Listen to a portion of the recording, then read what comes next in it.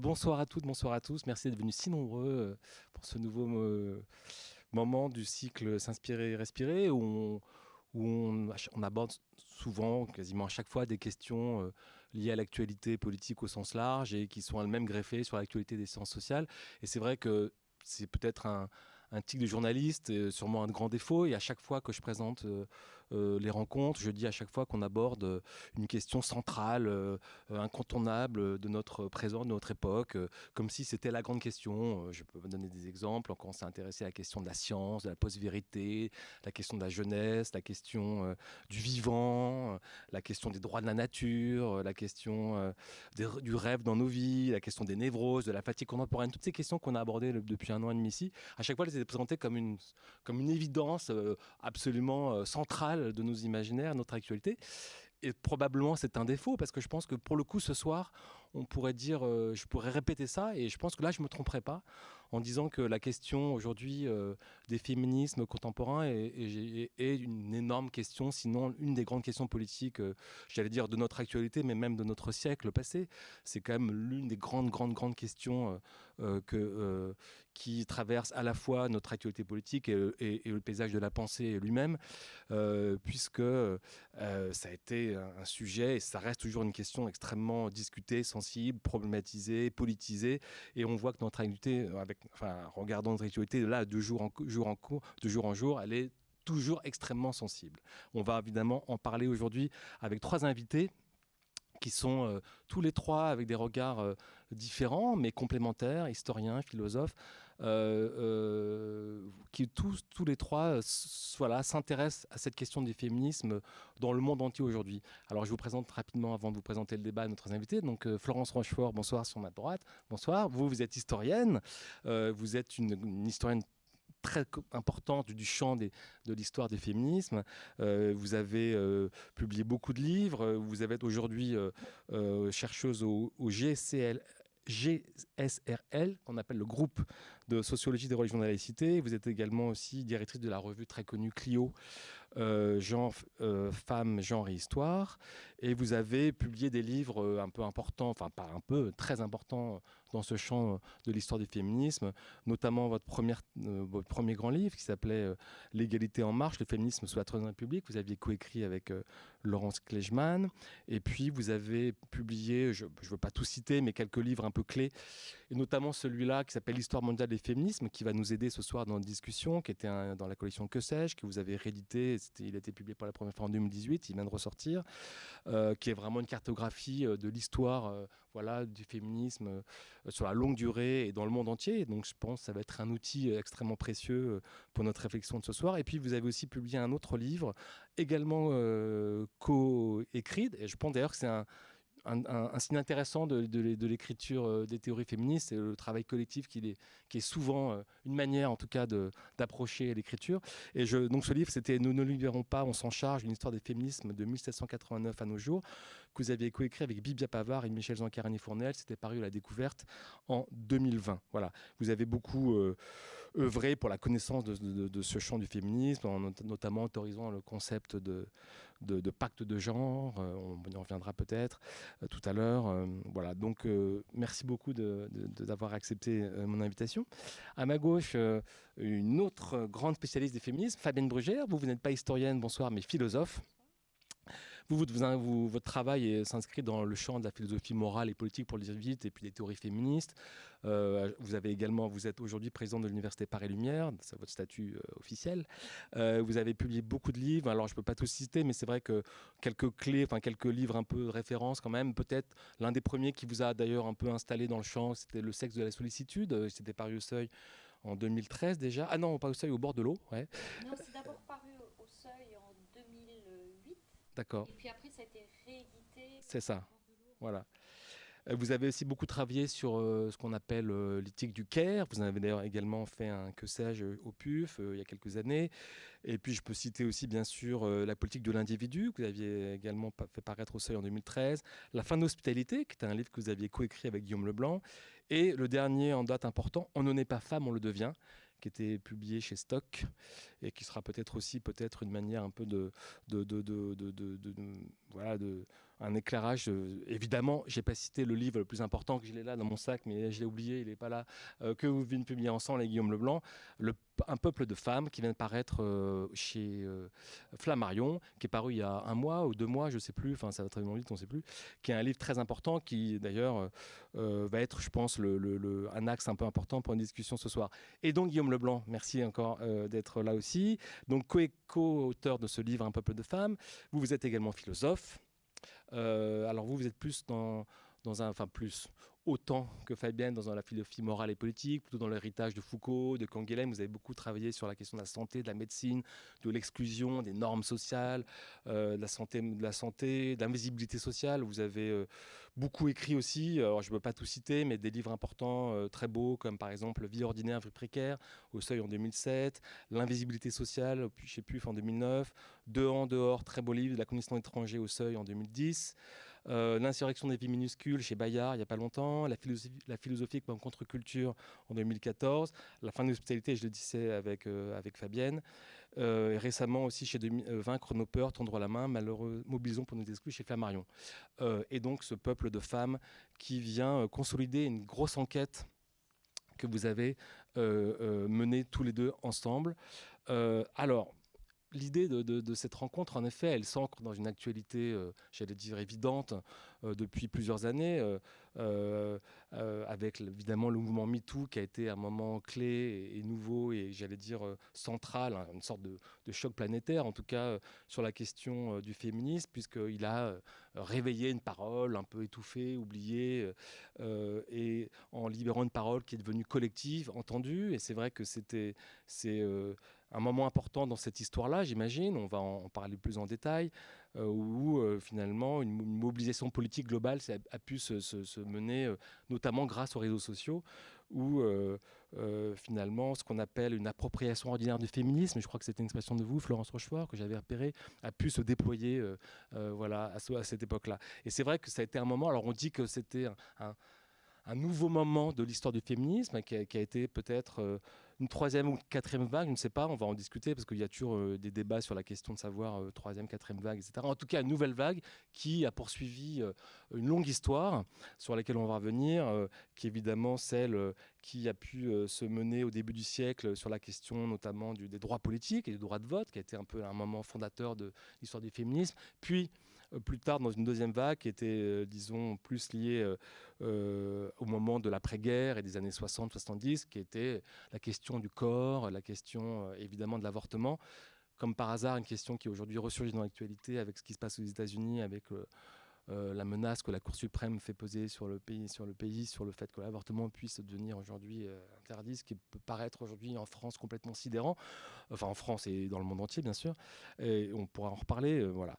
Donc on voit bien qu'en rendant visible toutes ces expériences personnelles, on a vraiment assisté avec ce mouvement à un moment vraiment essentiel. On va essayer de revenir sur cette longue histoire. Est-ce que l'un des points importants, je pense, d'accroche de nos débats de ce soir, c'est aussi de démontrer et de mettre en scène ce que vous avez tous les trois fait dans vos travaux respectifs, montrer que finalement ce peuple de femmes, ce mouvement féministe est transnational et depuis longtemps, et même MeToo finalement, qui pouvait paraître comme ça, comme un moment un peu fort du féminisme occidental, finalement succédait à d'autres mouvements moins connus aujourd'hui en France, qui venaient des pays du Sud, sur lesquels vous avez beaucoup tous les deux insisté dans votre travail, notamment avec un mouvement important qui est surgi en Amérique latine et en Argentine notamment, Nina Una Menos, qu'on pourra venir, mais Fabienne et Guillaume, vous parlez beaucoup d'autres mouvements comme l'écoféminisme indien, comme le net féminisme coréen. On va essayer de cartographier un peu tous ces mouvements qui aujourd'hui mettent en scène ce que vous appelez un peuple, et expression que vous avez d'ailleurs vous-même reprise à Adèle Haenel, qui vous en souvenez probablement au moment où elle avait un peu, disons, exprimé sa colère il y a quelques années sur notamment l'affaire Polanski, hein, c'était ça, je crois, l'origine. En 2019, elle avait affirmé que la prise de parole de nous, mais en commun, fait de nous un peuple. Et c'est vraiment ce concept de peuple qu'on va essayer d'interroger ce soir. voilà, un peuple qui, je le disais tout à l'heure rapidement en parlant de la Cour suprême aux États-Unis, évidemment, paraît peut-être consolidé, fort et en même temps fragilisé. Bon, il y a la Cour suprême aux États-Unis, mais on pourrait parler de tellement de choses dans l'actualité du moment, de l'Afghanistan à la France, à ce qui se passe avec l'affaire PPDA, par exemple. Il y avait quand même une mission Mediapart il y a 2 jours sur ce sujet-là qui était assez sidérante. On peut parler aussi d'un autre indice intéressant des résistances à ce mouvement-là, c'est l'apparition il y a quelques mois, on en a un peu parlé, en même temps on l'a un peu oublié, peut-être comme finalement il a eu du mal à s'ancrer, je ne sais pas, l'essai d'Emmanuel Todd, hein, Où en sont-elles, qui était un livre un peu sidérant, un peu étonnant, et qui venait précisément, en tout cas comme symptôme, disons, montrer que voilà, le féminisme contemporain n'était pas finalement si, j'allais dire, triomphant que ça, et qu'il y avait encore, même dans le paysage intellectuel, j'allais dire un peu installé, le plus académique, des voix un peu, disons, un peu contrariées, hein, par rapport à cette sujet-là. D'ailleurs, je suis surpris, on en a beaucoup parlé au moment où il est sorti, il a un peu disparu quand même. Je ne sais pas s'il s'est beaucoup vendu, mais enfin, en tout cas, il a été un moment, je trouve, important de cette tendance-là. Voilà. Je ne veux pas parler trop longtemps parce que je suis trop long dans mes intros. Parlons, désolé. Je vais m'adresser tout de suite à Fabienne et Guillaume, peut-être pour revenir tout de suite sur votre livre, parce que c'est vrai que ça peut être une porte d'entrée importante pour une discussion de ce soir. Je disais que vous avez tenté dans votre enquête, on peut dire que c'est une enquête, hein, parce que c'est une enquête, j'allais dire, à la fois intellectuelle, mais j'allais dire presque une enquête presque journalistique, hein, parce que vous avez fait énormément d'entretiens, vous avez voyagé, vous avez rencontré beaucoup de militants, d'activistes dans le monde entier qui, comme ça, peuplent comme ça, ce peuple de femmes, voilà, qui l'anime. Et votre cartographie, c'est ça qui est important, je pense tout de suite de préciser, se construit de manière, j'allais dire, presque théorique aussi, parce que vous empruntez un modèle très connu en sciences politiques d'un économiste qui s'appelle Albert Hirschman, que tous les étudiants de Sciences Po ont étudié de A à Z dans leur jeunesse, hein, même moi jeune, je me souviens encore, un livre qui s'appelait Exit, Voice and Loyalty, qui est un livre qui essaie de modéliser ce qu'on appelle une prise de parole, et en tout cas un mode de mobilisation collective à travers 3 types de dispositifs: la voix, la prise de parole, la défection et la loyauté. Et vous avez essayé à partir de ces 3 modèles-là, essayer de cartographier justement ce mouvement féministe transnational qui, pour vous, est extrêmement diversifié, même si on va, j'imagine, en parler, se retrouve sur des grandes valeurs et sur des grands principes, mais finalement se déploie de manière assez différente. Comment vous avez, alors peut-être, pour commencer là-dessus, déjà peut-être l'amorce de votre enquête, est-ce que c'est MeToo qui vous a donné envie de vous intéresser à ce mouvement-là, même si l'un et l'autre, vous travaillez déjà depuis longtemps sur la question du féminisme, en quoi elle a activé en vous le désir d'essayer de comprendre pourquoi ce féminisme-là aujourd'hui était international? Bonsoir, bonsoir tout d'abord. En fait, c'est vrai que ce qu'on a voulu, il y a 2 choses qui me paraissent importantes à rappeler dans la genèse du livre. C'est tout d'abord, comme vous l'avez rappelé, Jean-Marie, cette dimension d'une philosophie de terrain que nous avions déjà pratiqué ensemble dans la fin de l'hospitalité, avec cette conception, cette idée en tout cas de partir des pratiques et puis de toujours penser des concepts par rapport à des pratiques telles qu'elles se déploient dans leur pluralité. Donc il y a ce premier aspect-là. Et puis il y a bien sûr un deuxième aspect, c'est qu'au départ, on a à la fois vraiment été très attentif à tout ce qui s'est passé dans ce qu'on peut appeler la vague MeToo, qui n'est pas seulement un phénomène anglo-américain qui d'ailleurs ne commence pas seulement en fait dans les années 2016-2017, mais commence justement d'ailleurs en 2006 aux États-Unis. Mais donc on a voulu reprendre cette question de MeToo et surtout en allant travailler ce qui s'était passé là, on s'est rendu compte qu'en fait les féminismes c'était actuellement quelque chose de très très riche, qui était d'ailleurs pas seulement réductible à la vague MeToo.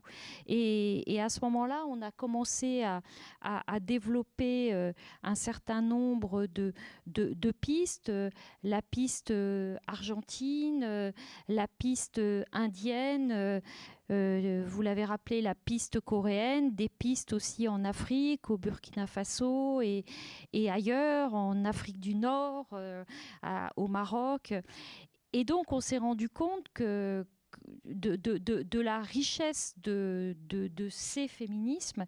Et en particulier, on a été particulièrement surpris, et je veux dire, ça nous a presque sauté à la figure, vraiment la force aussi de ce qu'on pourrait appeler, du point de vue des catégories globales, des féminismes du Sud. Et donc voilà, ça a été une enquête, et comme toute enquête, cette enquête, elle nous a amené à évoluer dans notre approche conceptuelle, et je dirais juste en plus que ce qui nous a aussi sauté au visage, c'est le fait qu'on est actuellement dans un féminisme de mouvement, de mouvement avec parfois d'ailleurs un féminisme d'État ou par opposition à un féminisme d'État. Alors ça, c'est quelque chose qu'on avait déjà médité avec Guillaume dans le texte qu'on aime beaucoup de Judith Butler sur Antigone, où elle fait déjà d'Antigone justement le personnage d'un féminisme de mouvement, de la résistance contre tous les féminismes d'État. Et donc on a vraiment été entraîné par ça, par cette idée des féminismes de mouvement qui sont par ailleurs extrêmement joyeux, radicaux mais joyeux. Vous parlez d'Antigone, et d'ailleurs c'est intéressant parce que dans votre modélisation, vous faites référence à d'autres figures de la mythologie. Donc Antigone serait, disons, le symbole, le porte-voix, je ne sais pas comment dire, du féminisme, précisément de la prise de voix. Mais vous évoquez également la figure de Médée, qui serait la figure du féminisme de défection. Et vous évoquez Pénélope, qui elle serait la figure du féminisme de loyauté. Est-ce que vous pouvez peut-être essayer de nous éclairer sur ces trois grandes figures et en quoi elles incarnent ces trois mouvements, ces trois dispositifs Oui. Bonsoir Jean-Marie. Et effectivement, ce qui nous a vraiment intéressé, ça c'est le point aussi, le rapport à Hirschman, c'est-à-dire ce qui nous a frappé à partir de pas mal d'événements, de mobilisation, de lutte, c'est de voir comment la question du féminisme, c'était à la fois une question extrêmement existentielle pour chaque personne, au fond, avec une variété de choix. Soit je reste, je suis fidèle, mais alors comment faire ? Soit je m'en vais, je me casse, je sors de la salle, Adèle Haenel, etc. Soit je prends la voie. Et donc ces trois registres-là sont à la fois trois registres vraiment les plus existentiels possibles, et en même temps les plus politiques au sens des mouvements. Et on s'est rendu compte que c'est pour ça que finalement, dans une modélisation entre guillemets littéraire qui remonte à un canon de la littérature particulière qui est la littérature grecque, effectivement, il était possible, dans des écrits qui sont quand même des textes d'hommes, il ne faut pas l'oublier, de voir comment avait été figuré quelque chose d'une manière d'être de la possible résistance, soit dans une figure presque ultime de la fidélité, mais qui en vient à être une fidélité opaque, tellement elle est opiniâtre, celle de Pénélope, soit dans une figure, oui, ce qu'on appelle la tangente Médée, Médée qui ne cesse de tout renverser et de partir en permanence. Et c'est encore plus vrai dans le drame d'Anouilh. Enfin, quand Anouilh réécrira une Médée, il en fera vraiment une tangente, donc un être de l'exit, soit effectivement dans la formulation, dans la voix d'Antigone qui ne se contente pas, comme on l'a souvent dit, d'incarner le modèle privé de la famille contre Créon, le modèle de la cité, mais qui en fait oppose à un gouvernement de cité une autre forme de gouvernement et qui veut prendre le gouvernement. Et donc c'est une souveraineté. Et ce qu'on a aperçu, c'est que ces trois logiques-là existentielles, elle se retrouve, oui, dans des logiques politiques, de mouvement, de mobilisation, puisque, et en particulier, notre hypothèse, c'est là où on s'inspire d'Hirschman, c'est que dans la possibilité disons, de tourner le dos à la tradition et de faire exit, de faire sécession, ou de prendre la voie, on a une cartographie de mouvements féministes extraordinaires. Que ça aille de la recréation, de la création de cités de femmes dans telle petite ville, à Umoja au Kenya par exemple, comme forme de séparation radicale, d'exit, ou que ça consiste au contraire dans les assemblées, dans la construction d'assemblées. On a vu comment en Argentine, ces constructions d'assemblées, depuis Ni Una Menos 2015, etc., avaient été tellement importantes que c'est la philosophe Veronica Gago qui parle de l'assemblée comme d'une cuisine de la grève, dans laquelle on se met à préparer les grèves, partout en Argentine, partout en Amérique du Sud. Et ça prolifère, ça passe les frontières de la nation. Et donc ça s'internationalise et ça construit le peuple des femmes. Notre hypothèse, c'est que le peuple des femmes, il s'élabore dans cette espèce il a pour condition de possibilité le geste de séparation, mais il a pour condition de réalisation la possibilité de retourner la séparation en assemblée de voix pour organiser autrement le monde dans lequel on est. Et cette prise de voix, est-ce qu'elle est, je vais me tourner du côté de Florence, Rochefort, est-ce qu'elle est, complètement, nouvelle pour vous? Est-ce qu'elle accompagne l'histoire du féminisme? Parce que finalement, prendre la voix, c'est ce qui définit peut-être le surgissement du féminisme. Je pensais par exemple, là, il y avait 2 jours, Elizabeth Warren, la sénatrice américaine qui était devant le Congrès là, pour hurler contre cette folie. C'était intéressant parce que c'était vraiment là, pour le coup, la prise de voix forte, quoi, vraiment dans l'espace public. Est-ce que ça, c'est un symbole de ce féminisme-là, de la prise de voix? Mais vous qui l'avez analysé depuis longtemps, depuis la fin depuis même le 19e siècle, hein, parce que votre livre sur l'histoire mondiale des féminismes fait remonter cette histoire-là à la moitié du 19e, hein, qui est le moment où surgissent... Même à la Révolution. Même à la Révolution américaine, voilà, exactement. Et où là se constituent déjà les premières revendications, voilà. Est-ce que pour vous, c'est... Je dirais que les paroles de femmes et la prise de parole et la voix des femmes, c'est déjà un geste inaugural. C'est-à-dire que c'est à différentes époques. Donc évidemment, il faut se méfier des anachronismes, et comme il faut se méfier d'une trop grande modélisation par rapport à la diversité, comme vous l'avez très bien dit. Ce S de féminisme, il est fondamental parce qu'il y a vraiment une dynamique toujours, ne serait-ce que parce que ces voix sont plurielles, justement. Et en même temps, à un moment donné, elles ont besoin d'une catégorie qui les fasse entendre comme une voix collective. Et donc, c'est à la fois des mouvements collectifs, à la fois des voix individuelles. Et il y a un moment où c'est effectivement l'émergence d'une mobilisation, d'un mouvement, d'une révolte qui, elle, ne peut pas être seulement individuelle. Mais ça part quand même d'une prise de parole et après, l'enjeu, c'est d'être entendue, d'être comprise, d'être reconnue, d'être visible. Et c'est là que ces mouvements dont vous parliez en introduction, de masculinisme, on peut dire, ou d'antiféminisme, ou qui réveillent de vieilles misogynies, sont toujours en contrebalancement.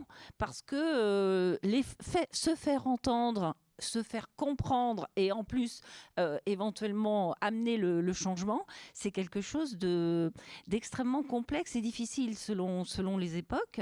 Et à chaque fois, il y a des résistances. À chaque fois, de toute façon, c'est presque Sisyphe, là, si on veut être dans les mythes. Il y a quelque chose où...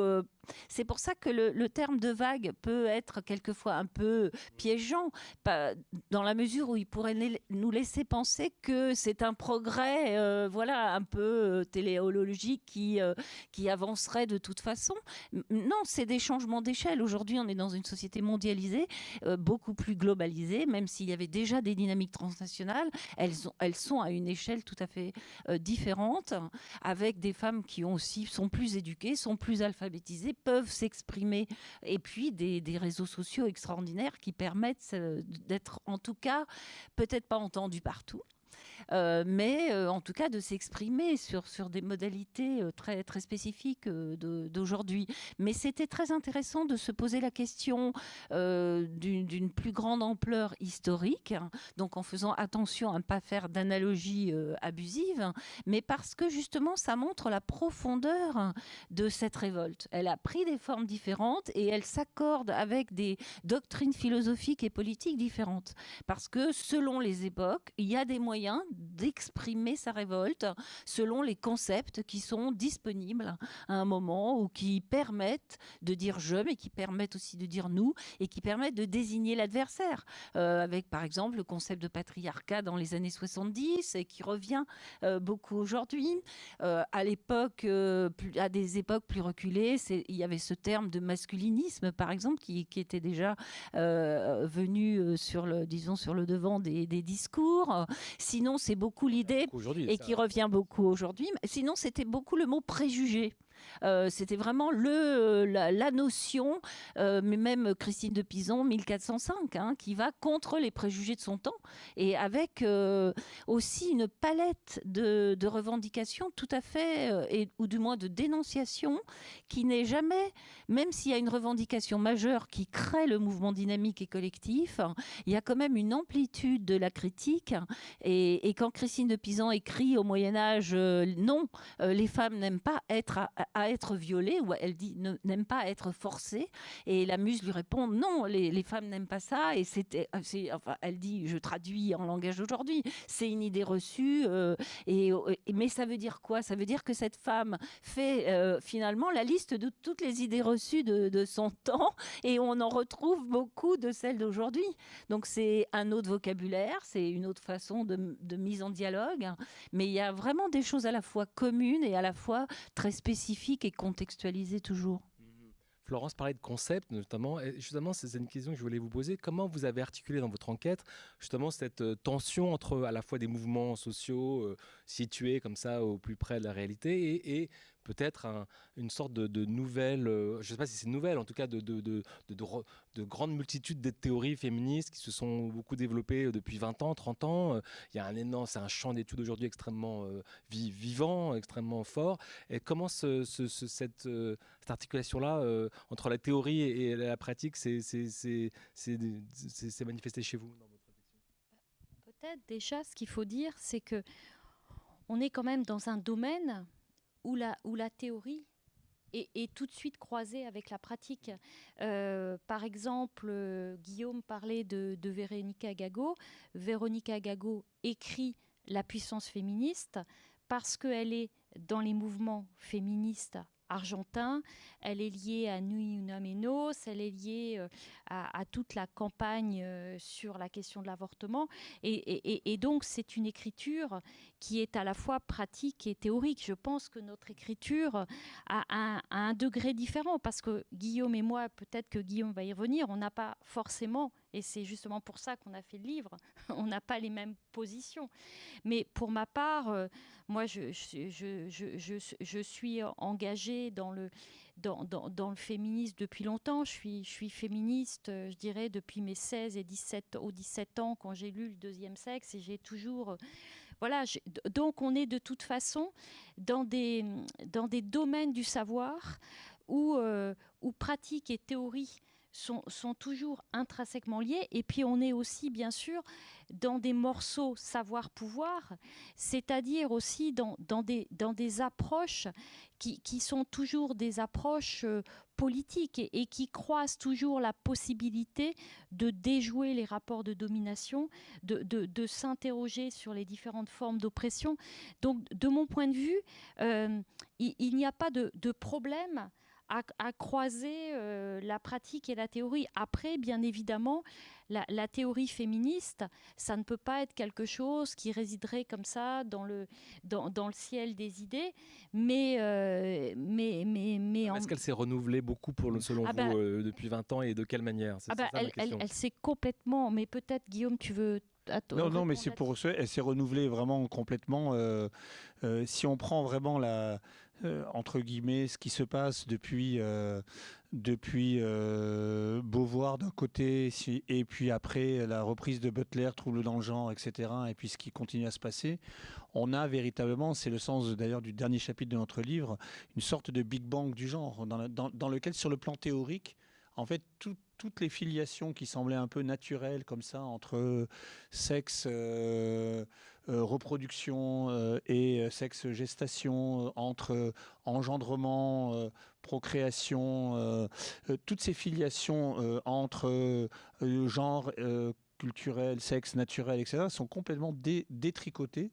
Et on a, sur le plan théorique, l'avènement, c'est hyper fascinant finalement, d'une sorte de paysage intellectuel dans lequel, alors qu'il peut sembler par bien d'autres aspects sociaux qu'il y a une grande, et aussi par bien d'autres aspects de contre-révolution, qu'il y a une grande rigidité du genre, le genre est devenu une expérience de liquide dans laquelle, au fond, il est possible de combiner presque à l'infini, comme un Big Bang en expansion, comme une espèce d'univers en expansion, plein d'allures de vie différentes, et où l'idée même de stopper ces allures de vie au nom d'une norme, c'est là où le travail sur les normes est intéressant, n'a plus du tout de possibilité d'exister. Ça, c'est sur le plan de la théorie. Ça ne veut pas dire, et je crois qu'il y a un lien très fort, c'est ce qu'on suggère dans le livre, ça ne veut justement plus... Je dirais cet univers est en expansion, en dilatation de possibilités. C'est Butler qui disait il faut rouvrir le champ des possibles en matière de genre. Plus justement la réaction est violente, parce qu'il va s'agir de remettre les gens dans des cadres, dans des cases, dans des binarités, dans des catégories. Il va s'agir de les remettre à leur place. Et ça, on assiste à cette remise en place des expériences de genre. C'est l'aspect de la conservation d'aujourd'hui.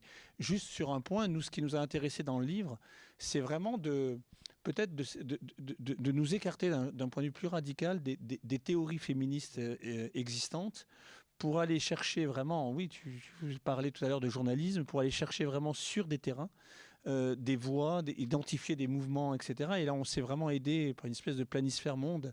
On a repéré des voies ressources, et ce qui nous a intéressé, c'est de reprendre ces voies, de les suivre, d'en faire en quelque sorte l'archéologie, pour voir d'une manière presque souterraine à quels événements ces voies étaient liées, de quels événements ces voies étaient la manifestation. Et là, on a vu apparaître un paysage incroyablement vivant, riche, où finalement les perspectives, souvent défendues sur le plan le plus théorique et des fois même le plus universitaire par des formes de féminisme savant, étaient en réalité incarnées dans des manières d'exister. C'est un livre sur les manières d'exister. Qu'est-ce que c'est qu'exister d'une manière féministe, à la fois évidemment pour les femmes, Fabien en a parlé, et puis en ce qui me concerne, du point de vue de ce que ça peut être exister en tant qu'homme ou en tant qu'allié à côté, dans cette perspective-là, justement.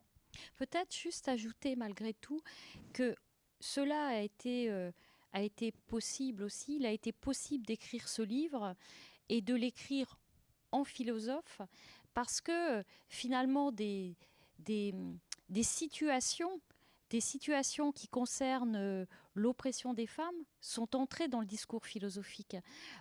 Harcèlement sexuel, violence faite aux femmes, c'était pendant longtemps des notions qui n'avaient, des situations surtout qui n'avaient aucune place dans la philosophie. Il faut quand même rappeler que la philosophie a été historiquement très, très, très violente quand même sur l'histoire des femmes, et que pendant très longtemps, elle a quand même refusé de voir les situations d'oppression des femmes. Donc on a pu aussi écrire ce livre à un moment où il est possible philosophiquement de parler de ces situations. Ça, je crois. Donc, on se situe bien dans le cadre d'une philosophie qui s'ouvre aux situations de pouvoir, qui s'ouvre aux situations d'oppression des femmes, et qui tente aussi de les éclairer et de faire aussi que le monde puisse changer. Par exemple, toute la tradition aussi latino-américaine issue de Rita Segato, cette idée de la guerre aux femmes, eh bien on l'a interrogée, parce que la guerre aux femmes, c'est un système d'explication des violences faites aux femmes qui est extrêmement intéressant. De la même manière, le travail de Silvia Federici, qui repense la catégorie même de travail et qui pense tout ce qui relève du domestique et tout ce qui relève du soin comme étant un travail, et qui s'interroge sur ce que ça veut dire. Qu'est-ce que c'est que nommer cela travail? Ça veut dire qu'on ne peut plus, on le visibilise, et tout ça aussi, ça donne énormément d'éléments. Donc il y a tout un renouvellement des systèmes, je dirais, d'explicitation, de signification, de compréhension des systèmes aussi d'oppression. Oui, peut-être que ce qui, moi, me frappe dans cette discussion sur théorie et pratique et ce que vous exposez, c'est le fait que finalement, on a quand même été surpris par cette réémergence du peuple des femmes, comme vous l'avez si bien nommé, ou du moins de cette catégorie politique femme, alors qu'il y a eu un apport absolument extraordinaire théorique des théories queer et de l'articulation entre sexe et genre. C'était aussi une grande, disons, rencontre entre les mouvements LGBT, Q, etc.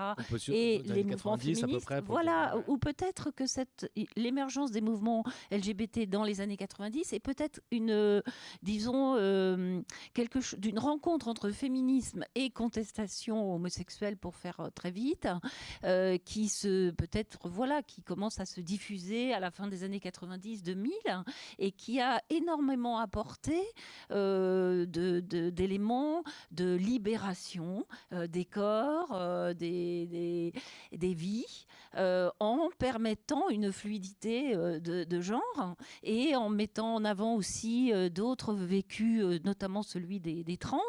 Donc il y a quelque chose à la fois de tout à fait singulier à notre époque, et qui quand même allait avec une déconstruction, pour dire les gros mots, déconstruction de la catégorie femme, en montrant, alors qu'elle avait été absolument fondatrice dans les années 70, et pour montrer que eh bien, c'était des femmes au pluriel, qu'il y avait la lutte de classe, des problèmes de racialisation, des problèmes de hiérarchisation, et que peut-être il fallait remettre l'accent sur cette intersectionnalité, pour mieux, y compris donc des minorités sexuelles ou de l'orientation sexuelle, pour mieux comprendre la complexité de cette catégorie, avec la question qui se posait, mais alors comment on se mobilise, quoi, sur quel slogan, quel mot d'ordre, quelle utopie. Et en fait, et là c'est la réponse, et c'est exactement ce que vous soulignez, la réponse, elle est venue des mouvements eux-mêmes, qui, au-delà de ces questions théoriques, finalement réaffirmaient quelque chose d'une spécificité de l'oppression des femmes, notamment autour de la violence sexuelle, même s'il y a des hommes, bien sûr, qui sont aussi victimes de la sexualité, d'une sexualité violente. Mais il y avait besoin, et là les féministes du Sud et les féminismes du Sud ont aussi énormément réaffirmé ou revivifié cette catégorie femme, sans que l'apport théorique, mais enfin ça c'est aussi l'avenir qui nous le dira, hein, sans que l'apport théorique soit forcément invalidé. Et on voit sur des très jeunes générations, parce qu'on n'a pas encore parlé des générations, mais c'est très important dans ce renouveau des féminismes, en tout cas dans les pays du Nord, c'est la jeunesse et une certaine mixité aussi femmes-hommes, mais aussi la jeunesse de ces mouvements, pour qui ça ne pose aucun problème de faire le lien entre cette catégorie, disons, révolutionnaire femme et toute cette grande révolution du genre qu'elles ne sont absolument pas prêtes à abandonner. voyez un effet de génération là sur Oui, cette question-là? je pense qu'il y a des contradictions qui sont assez, qui sont théoriques et philosophiques, mais qui sont aussi assez liées à des générations et à la formation néo-marxiste aussi, ou néo-marxiste, ou très libérale, parce qu'en fait, il y a toujours eu les deux tendances, hein, un côté très, libéralisme ou marxisme, mais en fait, c'est aussi des générations qui ne veulent pas changer le logiciel, soit philosophique, soit politique, soit féministe, et qui donc qu'on considère que ce qu'elles ont posé comme contradiction indépassable ne doit pas être dépassé. Et du coup, ça crée aussi des sortes de paradoxes ou voire des incompréhensions par rapport à des générations plus jeunes. Je ne dis pas que c'est la seule catégorie pertinente, hein, la génération, mais c'est très intéressant à observer parce que là, alors c'est par exemple aussi sur la question du voile, qui, pour des tas de personnes beaucoup plus jeunes, ne comprennent pas cette obsession de cette crispation sur le voile, et qui sont vraiment dans une sorte d'intersectionnalité qui vient de la pratique justement, et pas forcément des lectures théoriques, mais parce que on est contre toutes les exclusions, on est contre toutes les oppressions, et ça fait partie. Alors peut-être avec un peu de naïveté aussi, parce que sont effacées justement peut-être certaines contradictions. Mais je trouve que c'est intéressant de voir que quelquefois la théorie est complètement dépassée par des pratiques, donc réémergence d'une catégorie femme politique qu'on voit sur le terrain, hein, et qui peut-être n'invalide pas, et surtout à travers des pratiques de gens plus jeunes qui refusent de voir des contradictions indépassables, alors que les générations précédentes leur disent de se taire d'abord, parce qu'il y a aussi un conflit générationnel, et surtout continue de leur dire mais non, vous vous trompez puisque c'est indépassable. Est-ce que cette tension, vous parlez du voile, c'est un sujet assez intéressant quand même par rapport à, disons, aux tensions qui peuvent être internes au féminisme même, parce qu'on vous le dites très bien dans votre livre, les mouvements féministes sont pluriels, ils ont toujours été traversés par des débats internes entre une tradition plus révolutionnaire et une tradition plus réformiste. Bon, voilà. Et bon, la question du voile est souvent un point de crispation assez fort, hein, j'ai l'impression, comme la prostitution d'ailleurs, qui est un autre sujet un peu sur lequel il y a des débats souvent assez forts. Comment vous comprenez, vous, aujourd'hui, ces débats? Est-ce que vous avez l'impression qu'on en fait trop? Est-ce qu'en fait, c'est une manière un peu de disqualifier le féminisme, de toujours rappeler tout le temps qu'il est fragilisé en interne? Ou est-ce que vous pensez que c'est des vrais débats qui peuvent aujourd'hui, vous parlez des générations, c'est vrai que souvent on parle avec des femmes, disons, de mes parents par exemple, qui sont parfois, par exemple, enfin ma génération de mes parents, dépassées, un peu débordées par la nouvelle garde, entre guillemets, l'avant-garde féministe d'aujourd'hui. Disons, à la fois, c'est des vraies contradictions et des vrais débats, donc il faut absolument pas le nier, parce que ce serait ridicule. Et en même temps, il faut absolument changer de focale et sortir du franco-français, et sortir, alors bon, moi, c'est plutôt l'échelle du temps, et vous, c'était plutôt l'échelle de l'espace, mais dans l'échelle du temps, j'ai essayé justement de me décentrer, même si je suis tout à fait consciente des limites, hein, c'est pas non plus du tout un objet universel, c'est l'objet d'une historienne française à une époque donnée, et qui en plus plutôt spécialiste de la France, mais ça me semblait absolument essentiel de prouver qu'il y avait des féminismes qui avaient émergé de façon autochtone, on peut dire, dans des contextes précis, parce que j'entendais aussi toujours une parole antiféministe qui disait ce sont des féminismes occidentaux, donc il n'y a pas de féminisme dans les pays du Sud, donc ils ne sont pas légitimes.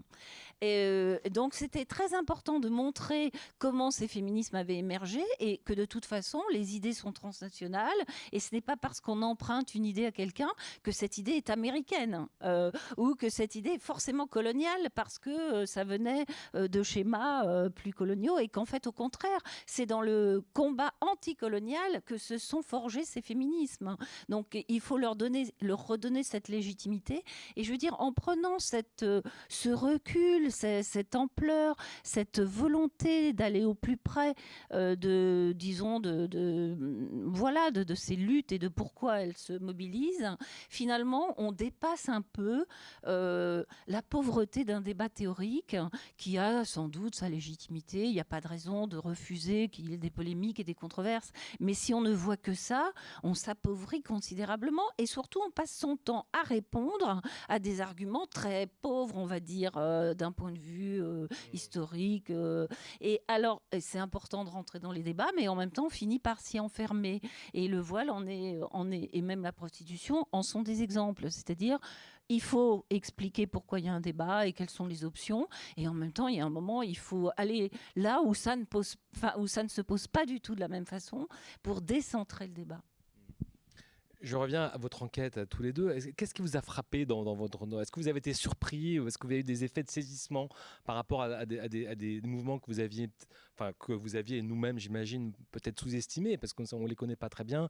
Les mouvements d'Argentine, en effet, sont peut-être un peu connus, mais je ne suis pas sûr que le grand public en connaisse très précisément les contours, mais où bon, l'écoféminisme indien c'est pareil, enfin l'écoféminisme maintenant est un concept un peu, disons, de plus en plus quand même, j'allais dire, discuté, notamment en France. On a redécouvert beaucoup le travail de Françoise de Beaune par exemple, qui est une théoricienne de l'écoféminisme qui a été, j'allais dire, réinvestie un peu quand même ces dernières années. Qu'est-ce qui vous a frappé vous dans votre enquête dans le monde, parce que la Corée, l'Inde, le Kenya, vous avez quand même traversé beaucoup de pays. Qu'est-ce qui vous frappe aujourd'hui? Est-ce que vous voulez retenir? Transmettez-nous quelques exemples. Moi, j'ai été très, très frappée par beaucoup de mouvements écoféministes. Parce qu'en fait, je connaissais très très mal l'écoféminisme. En fait, je connaissais bien les questions, par exemple, des grèves féministes. Bon, ça, c'est la question des assemblées. Donc, le fait qu'on veuille faire du soin, de l'activité domestique un travail, qu'on conteste le fait que ce ne soit pas productif, enfin qu'on conteste en tout cas les frontières entre production et reproduction. Ça, ce sont des choses avec lesquelles j'avais, disons, beaucoup d'affinités. Et en fait, l'écoféminisme et les mouvements écoféministes, j'avais plutôt de grandes résistances parce que, étant plutôt issue d'une tradition, je dirais, philosophique très culturaliste, pour moi, il y avait dans l'écoféminisme une sorte de parallélisme entre la nature et les femmes qui me faisait peur. Et justement, en repartant des pratiques, en particulier en voyant déjà ce mouvement assez ancien en Inde, le mouvement Chipko, de ces femmes qui se collent aux arbres, qui embrassent les arbres pour empêcher la déforestation et d'une certaine manière pour contester finalement des formes de capitalisme extractiviste. J'ai trouvé ça extrêmement intéressant et tout ce que ça sous-entend aussi comme réorganisation de l'agriculture et donc découvrir aussi qu'il y a des formes de féminisme liées à l'agriculture, liées à la défense aussi de terrains communs. Et donc même en Europe, actuellement, du côté de l'écoféminisme, ce qui s'est passé aussi dans la contestation au Bure sur les déchets, sur l'idée de l'enfouissement des déchets justement nucléaires et la manière dont les femmes d'ailleurs, les femmes plus, c'est comme ça qu'on en parle dans le livre, c'est-à-dire les femmes, les lesbiennes, les trans, etc., sont venues à vraiment militer sur ce terrain écologique, sur ce terrain de contestation du nucléaire. Moi, je trouve ça vraiment intéressant parce que ça fait, au bout du compte, du féminisme, un mouvement politique qui, en fait, embrasse des formes d'oppression qui sont liées les unes avec les autres. Donc voilà, je dirais que j'ai vraiment été impressionnée par ces pratiques écoféministes qui, à mon avis, vont perdurer, qui vont s'amplifier et qui ont en même temps à la fois leur spécificité, parce que bien évidemment, les luttes des femmes dans les villages indiens ou dans les villes en Inde, c'est pas la même chose que les luttes en France et ou aux États-Unis ou au Royaume-Uni à un certain moment, ou en Allemagne ou au Burkina Faso. Mais ça porte quelque chose en plus du futur. C'est une histoire qui n'est pas encore écrite, enfin qui aura bien d'autres étapes.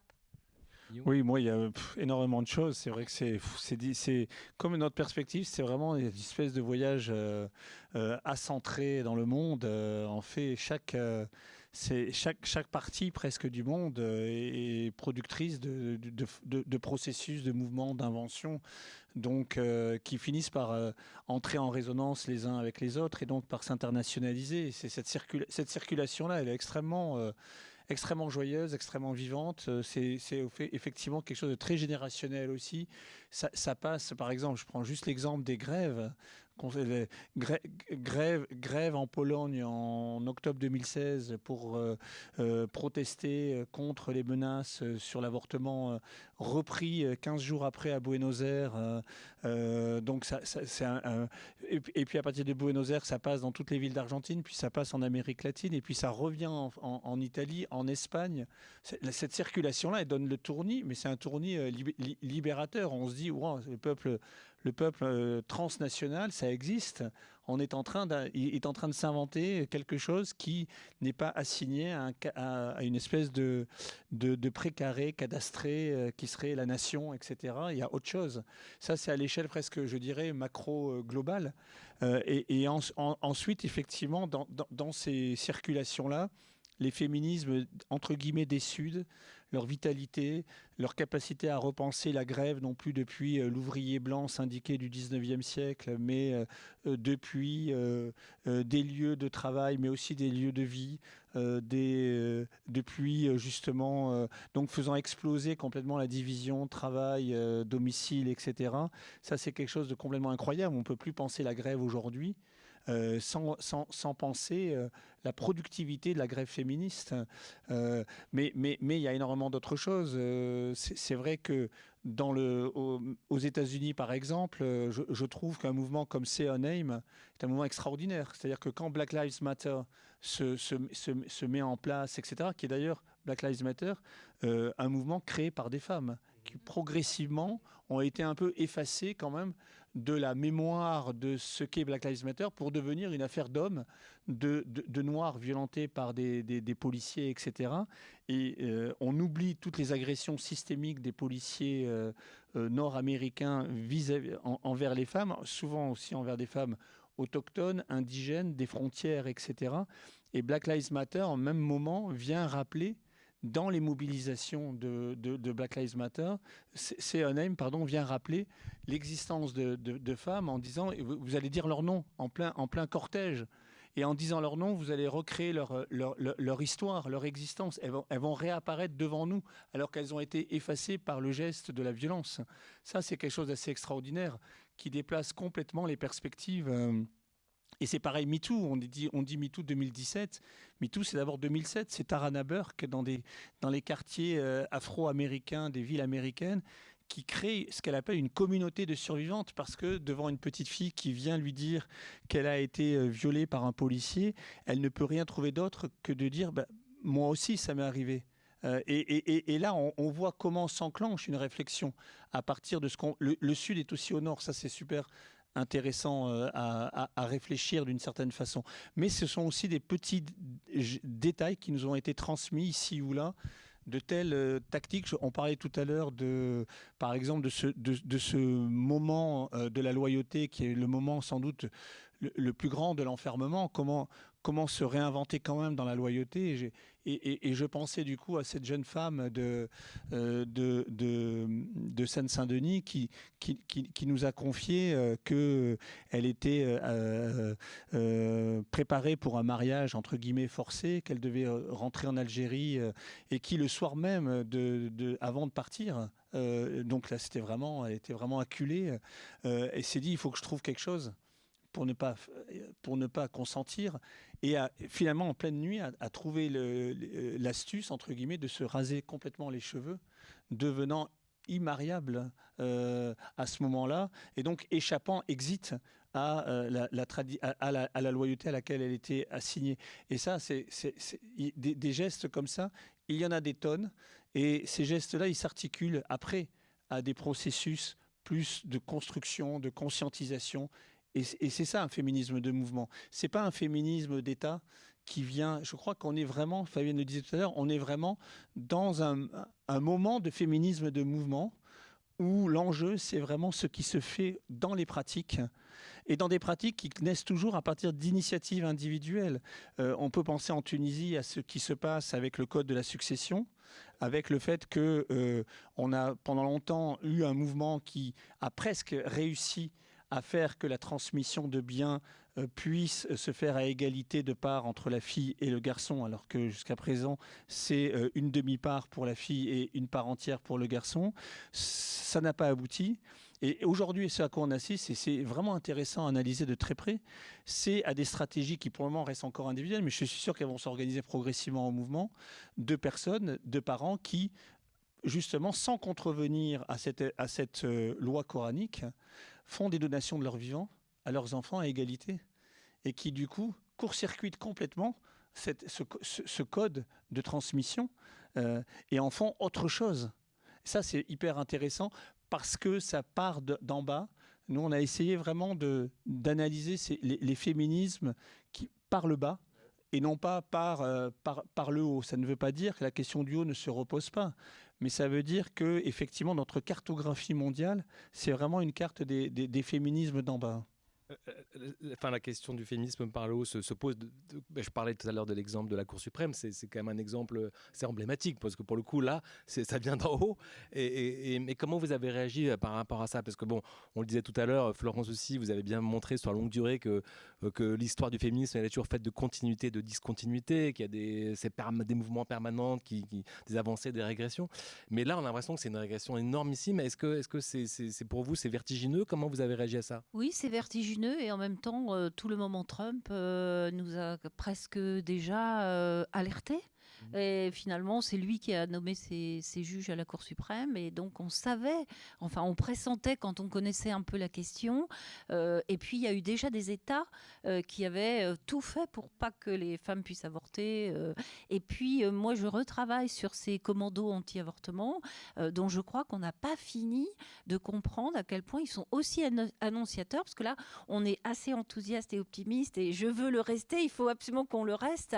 Parce que c'est ça qu'il faut qu'on transmettre par rapport à des gens qui ne connaissent pas du tout cette histoire ou cette réalité féministe. Donc je crois qu'on a besoin vraiment de transmettre cette énergie fabuleuse. Mais force est de constater que, y compris en Europe avec la Pologne ou avec la Hongrie, et il y a eu des documentaires extraordinaires sur les financements de ces mouvements anti-IVG qui sont eux aussi mondialisés et internationaux, avec des oligarques russes, les anciens grands franquistes richissimes en Espagne, toute cette droite américaine, ultra-droite américaine trumpiste. Et en fait, là aussi, ils ont leur réseau. Donc, bon, voilà, je ne veux pas finir sur une note pessimiste, oui. Mais disons, il y a une réalité.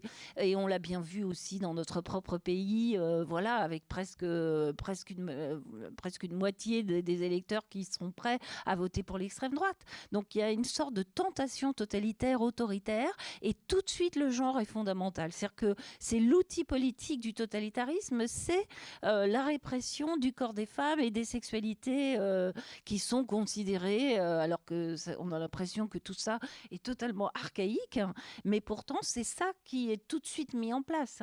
C'est la répression des sexualités, la répression du corps des femmes, la mainmise de l'État sur la reproduction. Et donc, il y a quelque chose là qui, avec multiples sûrement explications macroéconomiques, voilà, et de crise, enfin bon, mais quand même c'est très alertant. Et peut-être que c'est aussi cette alerte qui dynamise des mouvements aussi créatifs et aussi imaginatifs, parce que finalement les défis écologiques et les défis de tentation totalitaire de ces régimes et de ces massacres, ou de Poutine aujourd'hui, avec cette espèce de virilisme absolument forcené. Mais voilà, ça crée aussi une résistance. Je crois que ce dont on parle, c'est aussi une résistance à quelque chose qui est quand même... bon, voilà, alors est-ce qu'on sera verre à moitié plein, verre à moitié vide, mais... Mais, ça me fait penser à ce que déjà Foucault avait expliqué sur quand il disait le pouvoir c'est la résistance. La résistance, attention, elle est à l'intérieur des rapports de pouvoir. Partout où il y a du pouvoir, ça résiste. Mais il faut penser toute la proposition, c'est-à-dire que partout où il y a du pouvoir, ça résiste, mais partout où ça résiste, il y a du pouvoir qui se réorganise contre la résistance. Et moi, je crois qu'on assiste à ce processus-là en ce moment.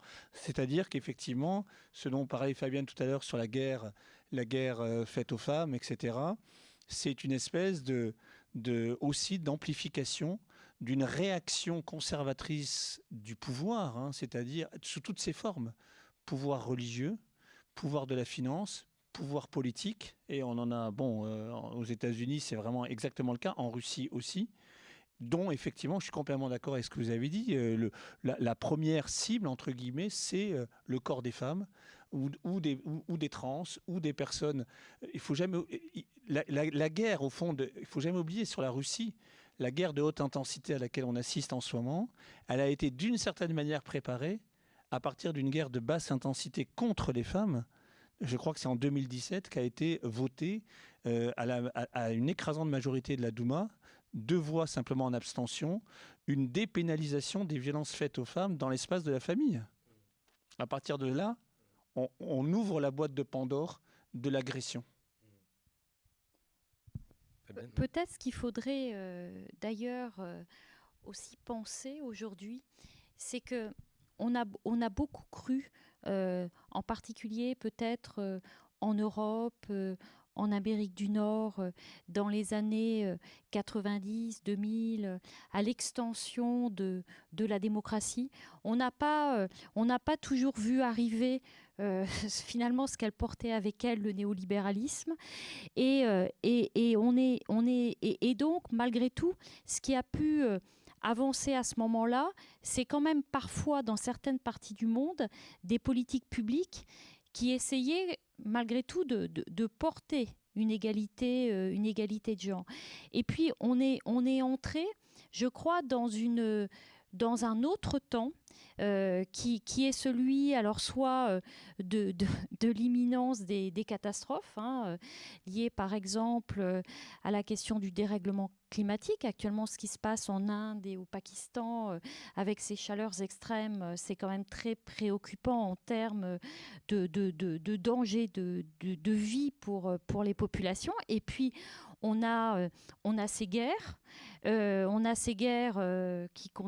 Qui nous concernent maintenant en plus de très très près, mais il y a eu la Syrie, maintenant il y a l'Ukraine. On a eu cette pandémie qui a quand même été une maladie mondialisée. Et ce qu'on peut constater, c'est qu'à chaque fois, mais ça je crois que Florence le dirait beaucoup mieux que moi, à chaque fois dans l'histoire qu'on entre dans des temps de troubles, des temps d'incertitude, des temps de catastrophe, eh bien, il y a vraiment un grand risque que les droits des femmes régressent, parce qu'on dit tout de suite aux femmes, et d'ailleurs aussi aux catégories, par exemple, sexuellement minoritaires, on leur dit tout de suite, c'est pas le moment, il y a beaucoup plus grave. Et donc, le risque aujourd'hui avec...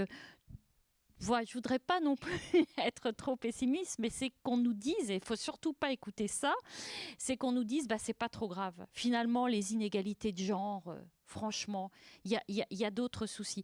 Et on sait bien que c'est toujours une rhétorique qui a été utilisée dans l'histoire pour minorer les droits des femmes. Donc aujourd'hui, je crois qu'en même temps, il y a beaucoup de résistance à ça. Et donc, il y a beaucoup de lieux où les gens se disent non, on ne va pas se laisser faire. Et la question du genre, elle est essentielle. Et ça, c'est quand même, je crois, beaucoup rentré dans beaucoup de têtes, que ces questions de genre, elles sont quand même essentielles. Dans ce paysage que vous cartographiez très bien les uns les autres, on voit bien qu'il y a beaucoup de problèmes et en même temps beaucoup de motifs d'espérance. Qu'est-ce qu'on fait des hommes? Parce que finalement, on n'en a pas beaucoup parlé. C'est un sujet qui affleure un petit peu en ce moment. On voit bien qu'il y a beaucoup de prises de parole sur les nouvelles masculinités. Il y a des comiques qui font des spectacles pour dire qu'ils ne sont pas des mecs différents. Il y a un historien important comme Yvan Jablonka qui a écrit un livre qui s'appelle Des hommes justes. Il essaie de repenser la question de qu'est-ce que c'est être un homme, j'allais dire, à hauteur du droit des femmes. Et c'est vrai que c'est... Et bon, des hommes se plaignent du fait qu'on les dévirilise aussi. Enfin, bon, on voit bien qu'il y a des gros débats sur cette question-là. Est-ce que vous avez le sentiment, tous les trois, que c'est un enjeu important, cette question du regard des hommes sur eux-mêmes, ou est-ce qu'il vous semble un petit peu, j'allais dire, mineur par rapport à l'enjeu du problème? Moi, je pense que c'est fondamental. J'ai toujours, dans mon travail, essayé de montrer qu'il y avait des hommes féministes, que c'était pas du tout incompatible, qu'il y a eu des mouvements mixtes. Ça n'allait pas sans bagarre ou sans tension, notamment pour les leaderships, et qu'il y a eu une véritable avancée avec des possibilités de non-mixité à certains moments, notamment parce que les hommes empêchaient absolument ces mouvements d'émerger et d'exister. Mais sinon, il y a toujours eu une place. En fait, il y a énormément de femmes antiféministes.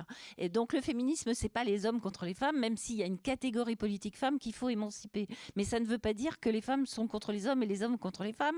C'est un système de domination avec des dominés qui sont les hommes qui refusent ce type, disons, de virilisme, ou qui sont considérés, d'ailleurs, le mot même féministe vient du vocabulaire médical qui désignait des hommes avec des caractéristiques un peu trop efféminées, comme on dirait femmelette.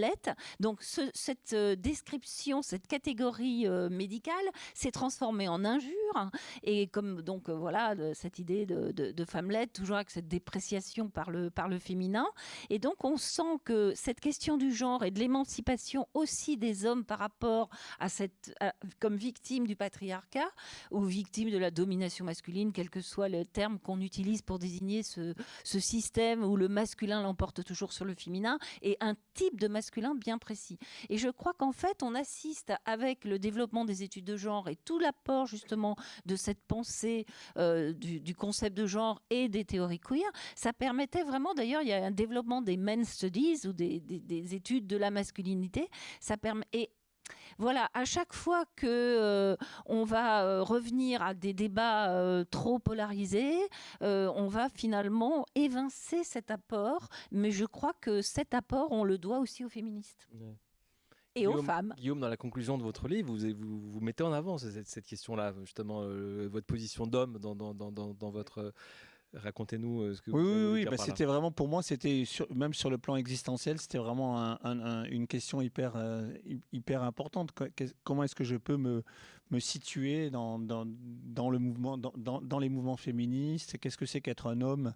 Je cite au début du livre le film de Truffaut, La femme d'à côté. Qu'est-ce que c'est que l'homme d'à côté? C'est une très belle manière, je trouve, d'aborder la question de l'écriture qui était la mienne, de ne pas être une écriture. Je n'aurais pas écrit ce livre seul. Mais ma voix était importante comme voix d'allié, comme voix, ce que j'appelle aussi, en m'inspirant d'un groupe africain qui s'appelle les Amazones d'Afrique, qui dans leur disque les Républiques Amazones, elles en appellent à la venue d'Amazone. Au fond, est-ce que c'est possible d'être un Amazone? Un Amazone, c'est pas une Amazone, c'est pas quelqu'un qui prend la place, c'est quelqu'un qui est allié, qui est concerné. Et au fond, ça suppose de constituer, oui, une sorte de ce que la philosophe Bell Hooks appelait une masculinité féministe contre des formes de masculinité toxiques. Mais il ne faut pas quand même trop vite idéaliser les choses, parce que c'est très difficile malgré tout. Parce que masculinité, c'est une catégorie, comme féminité d'ailleurs, comme féminin, etc., comme femme, homme, tout ça, ce sont des catégories. D'ailleurs, il y aurait un danger, c'est de trop vite les substantialiser, d'en faire des équivalents individuels, et à ce moment-là, on retombe en pleine fable individualiste. Je crois, moi, vraiment, je milite pour une philosophie des relations, et je pense qu'on est pris dans des réseaux de relations, et que exister, c'est être dans des relations. Et donc, il ne s'agit absolument pas de reconstituer une espèce d'île souveraine, comme ça, qui serait la masculinité et la féminité. Mais ceci étant dit, masculinité, c'est une catégorie, et c'est une catégorie de pouvoir. C'est-à-dire que pourquoi tant d'hommes restent dans la masculinité toxique? C'est parce qu'ils y ont un intérêt. Ils ont un avantage. Ça paye plus. En termes de salaire, ça paye l'égalité salariale femmes-hommes. Un récent rapport montre qu'elle sera réalisée en France dans 1000 ans. 1000 ans. Alors qu'en Europe, en Europe, 80, parce que le taux de progression qui est de 0,0, donc 1000 ans. Donc on peut annoncer ce soir que 3022 sera l'année féministe. Hein. Il y a eu les années érotiques, 3022, année féministe. Mais donc, masculinité, c'est un privilège. C'est une construction d'un système de domination incorporé dont les hommes souffrent, mais qu'ils conservent parce qu'ils tirent d'énormes bénéfices dans leur mode d'existence sociaux et privés, à l'activer en quelque sorte. Et c'est de ça dont il faut faire, d'une certaine manière, la socio-analyse. Pour moi, le livre, ça a été vraiment une socio-analyse. J'ai essayé de me demander à quelles conditions j'avais été élevé. Et je dis dans le livre, en reprenant la phrase de Beauvoir, on ne naît pas femme, on le devient. D'une certaine manière, pour moi, la question, c'était un peu l'inverse. On est homme, mais du coup, comment ne pas trop le devenir? Je dis pas, comment ne pas trop le devenir? Et ça, c'est intéressant. Ça ouvre un espace de liberté et ça ouvre des possibilités relationnelles nouvelles. En même temps, il y a un grand plaisir, il y a une érotique de la libération de la cage toxique de la masculinité. Ça, j'en suis convaincu. Est-ce que dans votre éducation, vous avez été sensibilisé à cette question-là ou pas? Sans vouloir faire une analyse sauvage. Oui, bah, disons que forcément, quand on a un père qui travaille et une mère qui travaille pas, enfin entre guillemets, justement, vous voyez la catégorie qui travaille pas, c'est-à-dire qui travaille à la maison. Quand on est dans une famille un peu méditerranéenne où il y a deux garçons aînés et une fille après, même si j'ai quand même grandi vraiment dans l'idée de l'égalité, etc., je me rends compte quand même que ça s'est incorporé. Et pas seulement ces éléments-là, mais aussi les postures attendues du garçon qui, dans la petite ville du sud-ouest où il a grandi, doit manier le flipper, pétarader avec le vélomoteur, gonfler les muscles, pour exister virilement. La virilité, c'est une attitude performative qui pèse énormément sur les jeunes garçons et qui produit déjà une philosophie du monde. Finalement, se libérer de cette philosophie du monde, c'est tout un travail.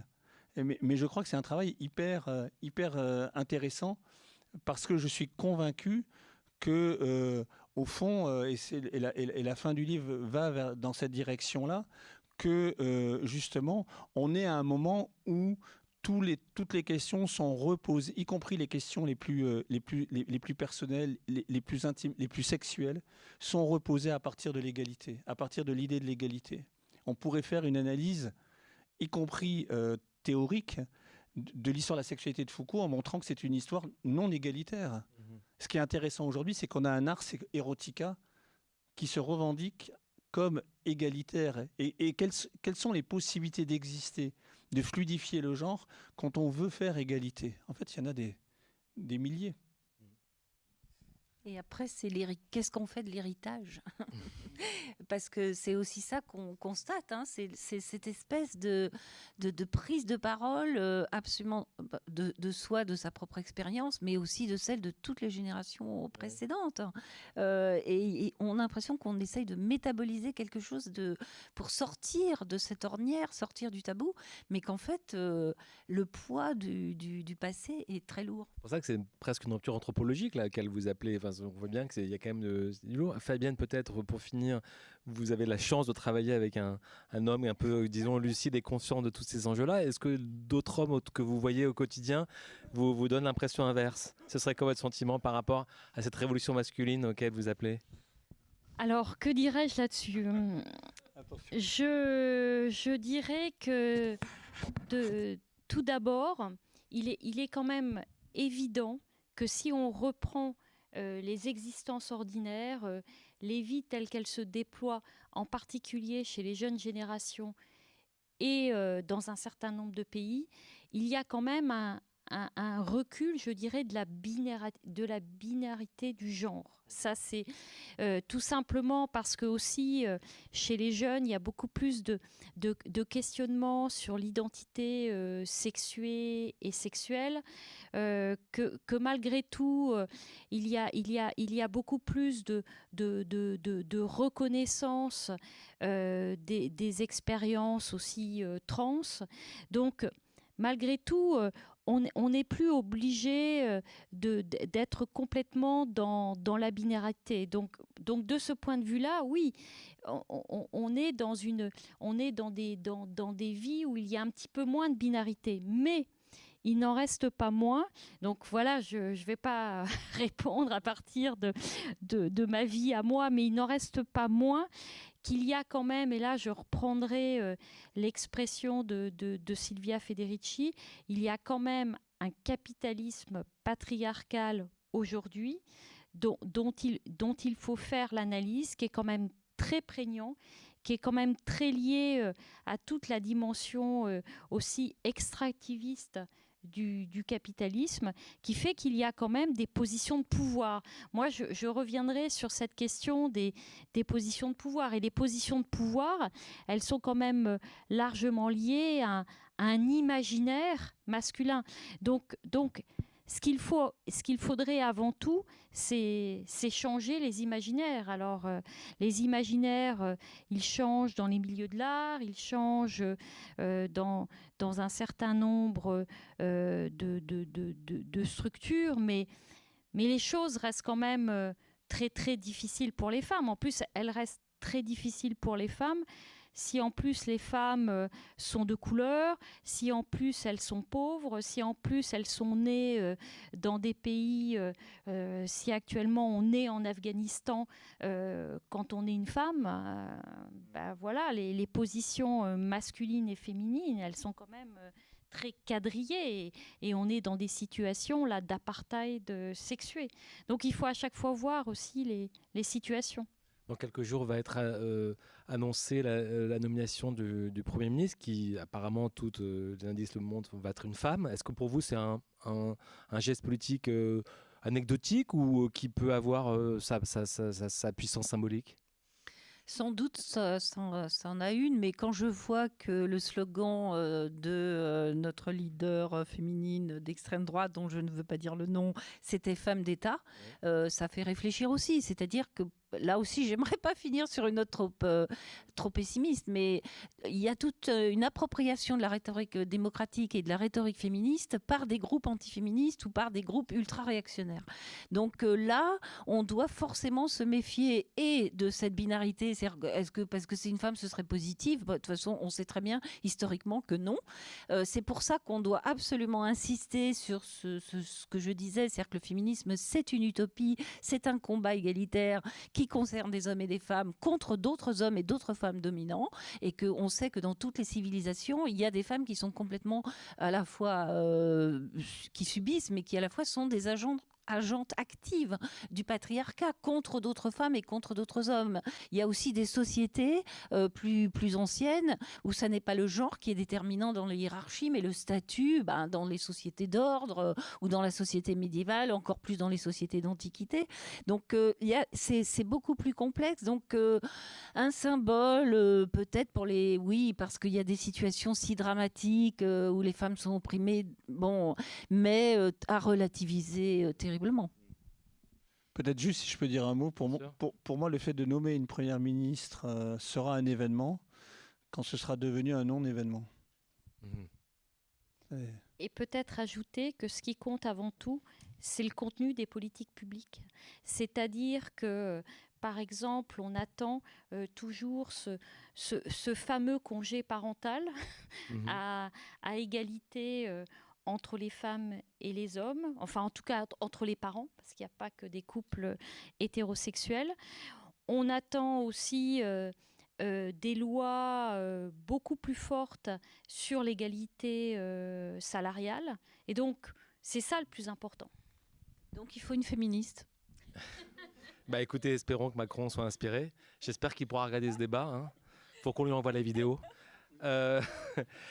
Eh ben, écoutez, merci beaucoup. Grâce à vous, on voit bien que le patriarcat peut être encore des hauts jours devant eux, mais en tout cas, il va être contesté. Et en tout cas, on ne va pas le laisser, disons, trop tranquille. Merci infiniment à tous les trois. Merci à vous. Et à très bientôt. Bonne fin de soirée. Merci.